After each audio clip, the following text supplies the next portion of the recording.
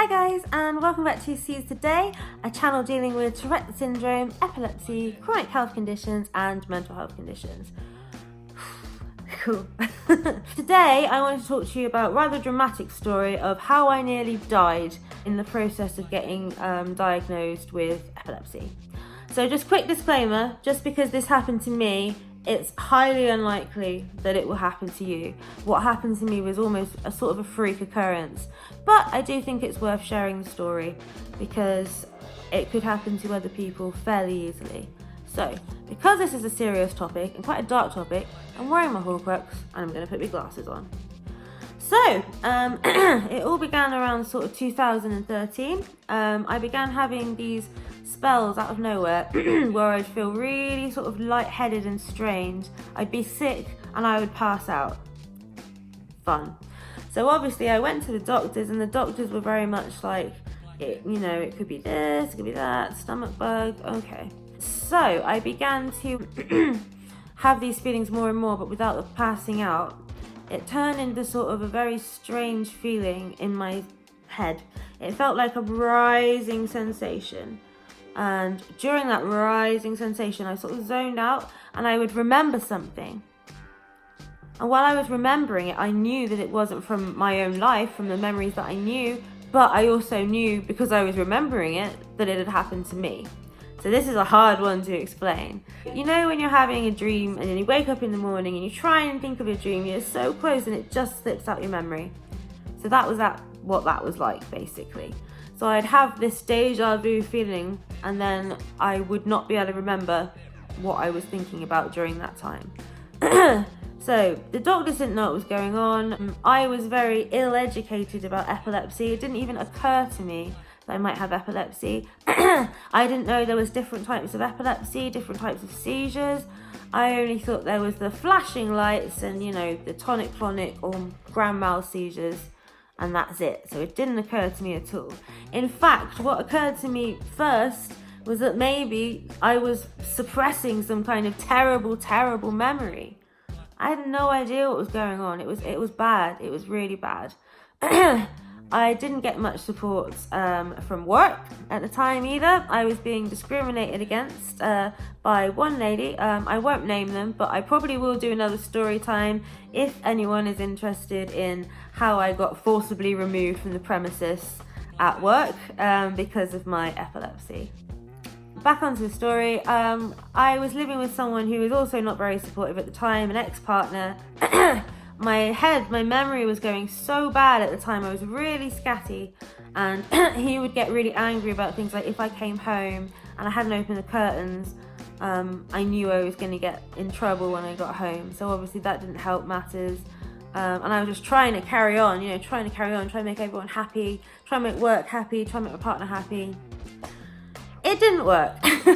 So me and him broke up, which is a good thing. We weren't really on great terms, but we weren't really on bad terms either. So I was alone in the house that we had shared and we were moving out of, and he'd gone back to his hometown. So the last thing I remember is going to bed, and then what happened next is I text my ex-partner a whole load of gobbledygook, and I don't just mean my normal rambling, I mean like illegible, just nonsense. So this is the part where I nearly died, and I feel so grateful and so lucky because my ex-partner at the time, he could have easily ignored that message. He could have thought, oh, she's drunk or something, but no. Luckily, he sent that message to my parents. My parents came to the house and I was having grand mal seizures, as I believe, or I'd had grand mal seizures. I had a very serious viral infection and I was completely out of it. I have no memory of it. I have no memory of them coming. I have no memory of going to the hospital. Apparently they were asking me questions like, do you have pain? And I said, yeah, I have pain. And they're like, where is your pain? And I said, the pain's in my chain.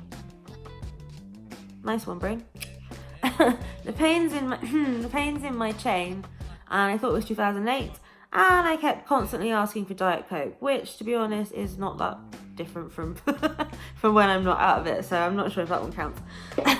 So this very, very serious viral infection was the main cause of concern, you know, and the fact obviously I'd had a seizure on top. So the main part was them trying to treat me to get me better from that. I have a few memories of this. I remember them carrying me to the toilet, which is embarrassing, but it happened. I remember doctors coming towards me with masks on. I remember not being able to speak. And I definitely remember the lumbar puncture, which is when they check, I believe, your spinal fluids, because that rather hurt. So a couple days later, I'm back with it. No idea what's going on. I'm extremely weak. I'm extremely confused. So because I was already in hospital, they did all the tests that would be necessary to find out what was going on in my brain. And they diagnosed me with temporal lobe epilepsy. So the way they did this, they did a scan. They saw I have little abnormalities in the part of my brain known as the temporal lobe. So what I was actually having with the rising feelings were complex and partial seizures. Sometimes I'd get a little bit of a warning before it happened, but that's what it was. It was a type of seizure, essentially. And the reason I felt like I was remembering things is because the temporal lobe is the speech and memory part of your brain. So it made me feel like I was remembering something, but I wasn't. It was just that part of my brain going woo. Not literally. So yeah, so I ended up staying in hospital for another 3 days, I think. And during this time, all the staff were just amazing. They were wonderful.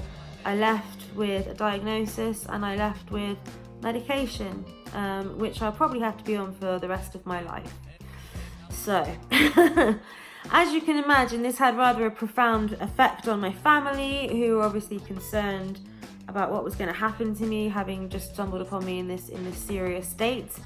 There was a lot of problems afterwards, problems with pressure from work, which I've already mentioned.